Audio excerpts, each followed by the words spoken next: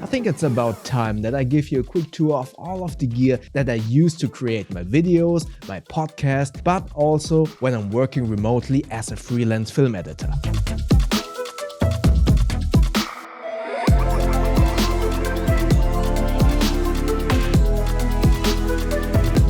You probably want to get to the camera gear right away, but I actually want to go in order of importance. An expensive camera will look bad without it, and a cheap camera can create amazing footage with it. And obviously that is light. Light is the most important piece of gear that is heavily overlooked in the YouTube space in my humble opinion. I have a set of 4 lights that I use for all of my videos, but also for my podcast and video calls. The first light is my main light. This is the Colbor TL60R. I have already made a video about it that you can see in the info tab above. I use this 65 watts RGB LED light in combination with the Octabox as my main key light for this A-roll, my video call, podcast, but also product shots. I have always set it up at this desk in about a 45-degree angle up high, shining down on me. This gives me a soft and somewhat Rembrandt lighting, so creating some shadows and therefore giving me shape,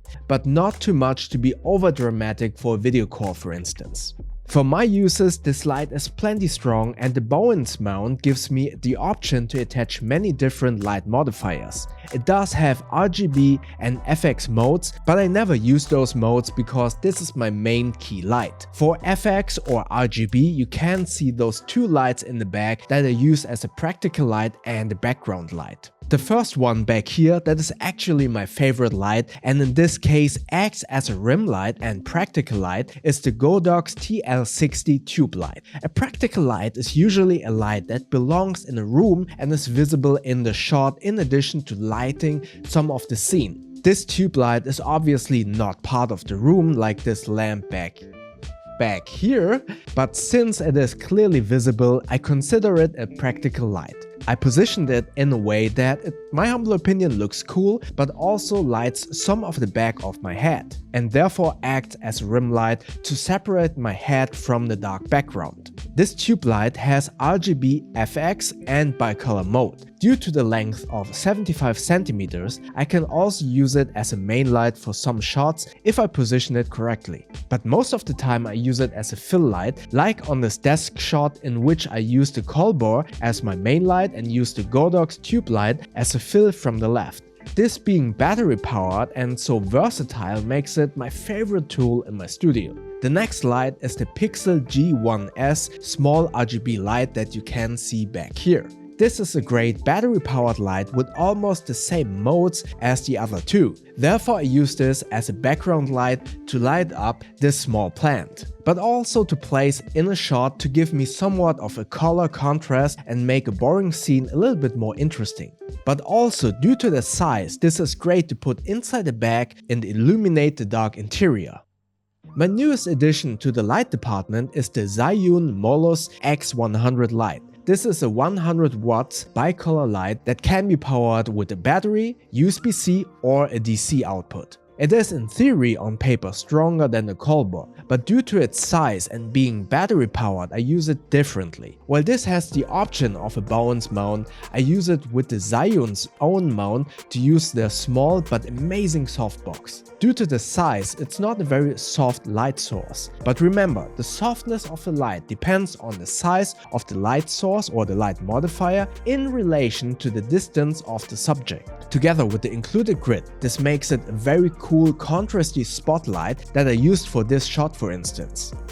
It is also a great hair light, but also due to the size and battery power, I can use it almost everywhere. The battery life is fairly good, but highly depends on the output setting. I honestly switch the output so much that it is difficult for me to say the exact time of the battery. But if the 2600 mAh battery is low, I can use this Shargeek Power Delivery battery bank to power the light. By the way, I will link this battery bank and some other items in the description below. If you consider getting one of those items, you can use those affiliate links to support the channel. You won't pay more, but you will support my work with a small kickback of that sale. The build quality is impressive. There are small metal knobs to adjust brightness or the Kelvin temperature. There is a cooling fan to prevent overheating. But be rest assured, for my needs the fan was very quiet and not noticeable in my audio recordings. One negative I found with the light though. The percentage adjustment below 50% is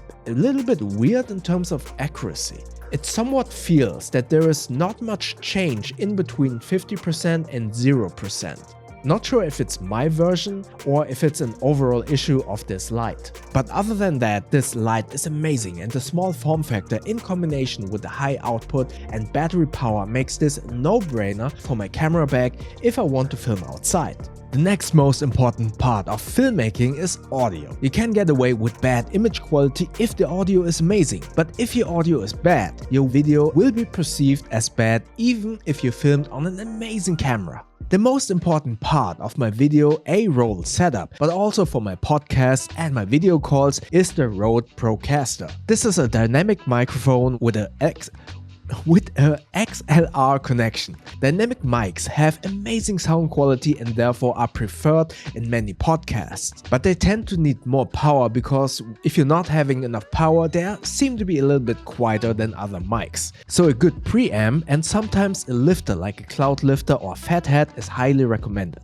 I use a fathead connected in between the mic and my preamp. This adds some more gain to the mic without introducing more noise. However, this needs extra 48 watts phantom power, which is why I use the Focusrite Vocaster One digital preamp. This is on one side connected via USB to my Mac Studio, giving me a noise-free signal to my Mac Studio for my podcast. But on the other side it has a 3.5mm output that goes directly into my camera when I record these A-rolls or do my video calls. Because that way I don't need to sync the audio in post-production. If I'm running around my office and want to record audio, I also use the Rode Link lav mic setup.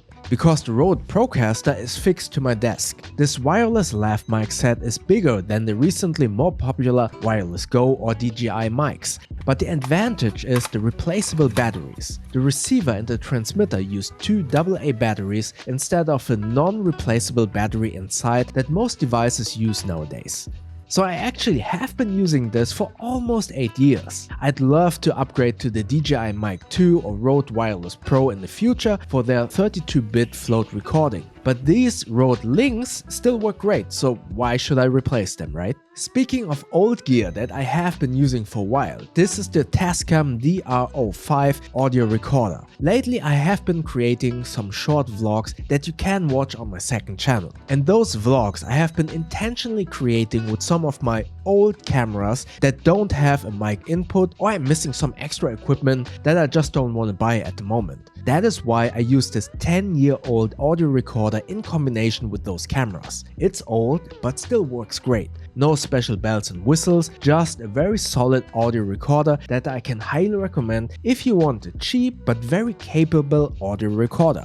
It only has a 3.5mm mic jack in addition to the two stereo mics, but if I need XLR inputs, I have the Zoom H4N. While this audio recorder is even more professional, it is bigger than the Tascam DR05, which is why I prefer the Tascam for those vlogs. Now let's go to the camera section and let's segue to my vlog cameras first. My intention for the vlogs is to concentrate on story, use the cameras that I have available and don't bog me down with too much gear. So the first camera is the Lumix GX85 Micro Four Thirds camera with a 12 to 35mm kit lens. This camera is also quite old and I bought it second hand. The form factor is quite small and the image quality is great, obviously not as good as the new cameras, but it is small and capable. I also record my vlogs with the Insta360 One-R. This is a modular action cam that you can use either in 360 camera mode or 4K camera mode. This is a very versatile camera that I like to use a lot with these vlogs, but obviously also does not come near the image quality of bigger cameras. But as I said, these vlogs are all about story and filming them as easy and seamless as possible. I'd love to get something like the DJI Pocket 3 in the future to have the audio directly recorded in camera, but I don't want this good gear gathering dust while they still work perfectly well. For all my filming at home, my video calls and my podcast, I use the Blackmagic BMPCC4K. This cinema camera has a micro four thirds sensor that is smaller than most cameras nowadays. But the advantage is the 10-bit recording in ProRes or 12-bit recording in Blackmagic RAW. This camera delivers professional-grade footage that gives me a lot of freedom in post-processing like color grading. ProRes recording is also amazing for editing because your computer does not have to decode H.264 files that most mirrorless cameras record. Yes, the computers nowadays can handle H.264 without a problem. But once your timeline in the editing software gets bigger or longer, you will notice a significant hit on your performance. That is why I prefer ProRes for my YouTube, but also professional workflow. The downside of this cinema camera, the BMPCC4K, is that you need to rig it. You need an external monitor, power source and SSD at least to make this work flawlessly. You can obviously use it bare bones, but a rig is, in my humble opinion, recommended. But with a camera rig, everything becomes big and heavy, so you can't use it on the go that well.